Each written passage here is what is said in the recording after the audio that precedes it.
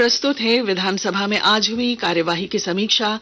लेखक हैं प्रभात खबर रांची के ब्यूरो चीफ आनंद मोहन। झारखंड विधानसभा के बजट सत्र में आज कई मुद्दों पर चर्चा हुई।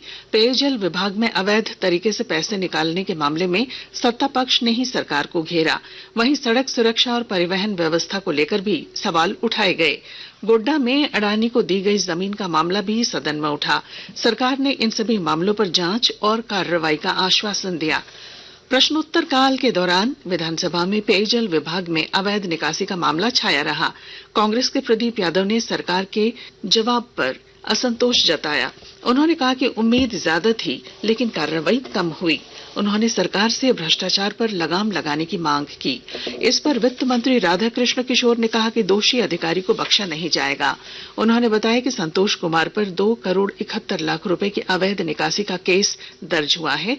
वित्त विभाग की एक कमेटी की सिफारिश पर वित्त विभाग के 4 अधिकारियों को सस्पेंड कर दिया गया है। सदन में सड़क सुरक्षा को लेकर भी सवाल उठे। परिवहन मंत्री दीपक बिरुवा ने कहा कि रोड सेफ्टी के बारे में पाठ्यक्रम में पढ़ाया जाएगा। वे प्रदीप यादव के सवाल का जवाब दे रहे थे। उन्होंने बताया कि शराब पीकर गाड़ी चलाने वालों पर रोक लगाने के लिए ब्रेथ एनालाइजर टेस्ट किए जा रहे हैं। इसके लिए सभी जिलों को 303 ब्रेथ एनालाइजर दिए गए हैं। मंत्री ने कहा कि साल 2021 में 3871, साल 2022 में 5174, साल 2023 में 5315 और 2024 में 5191 सड़क दुर्घटनाएं हुई हैं। उन्होंने कहा कि शराब पीकर गाड़ी चलाने वालों के खिलाफ सख्त कार्रवाई की जा रही है। मोटर यान अधिनियम 1988 की धारा 185 के अनुसार पहली बार अपराध करने पर 6 महीने तक की जेल या 10,000 रुपए का जुर्माना या दोनों हो सकते हैं। भाजपा के नवीन जायसवाल ने कहा कि हर जिले में ब्लैक स्पॉट होते हैं जहां बार बार दुर्घटनाएं होती हैं।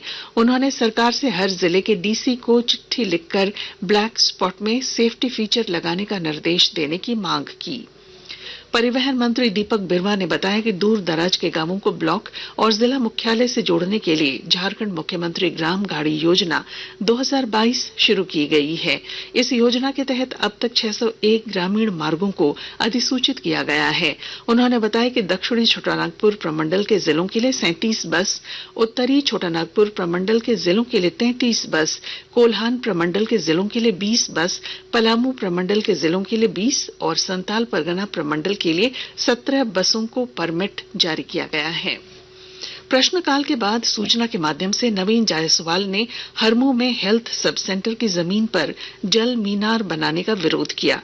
उन्होंने कहा कि इसका विरोध करने पर प्रशासन ने झूठा केस कर दिया। उन्होंने मांग की कि जल मीनार को दूसरी जगह पर बनाया जाए।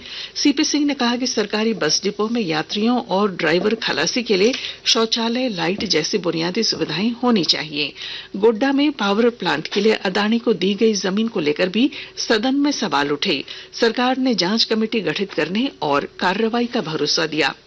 भोजनावकाश के बाद जल संसाधन विभाग की अनुदान मांग पर चर्चा हुई। जल संसाधन मंत्री हफीजुल हसन ने कहा कि झालकों को जिंदा किया जाएगा। कोलार और भैरवा जलाशय योजना का कार्य भी पूरा करने के लिए इकरारनामा किया गया है। उन्होंने आरोप लगाया कि केंद्र सरकार मदद नहीं कर रही है और भाजपा के सांसद को भी राज्य में मदद में सहयोग करना चाहिए। बाद में भाजपा के अमित कुमार यादव की ओर से लाए गए कटौती प्रस्ताव को सदन ने ध्वनि मत से नामंजूर कर दिया और जल संसाधन विभाग की 19 अरब 11 करोड़ 71 लाख रुपए से अधिक के अनुदान मांग को ध्वनि मत से मंजूरी दे दी।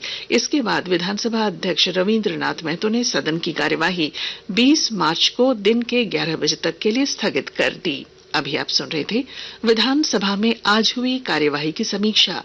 लेखक थे प्रभात खबर रांची के ब्यूरो चीफ आनंद मोहन।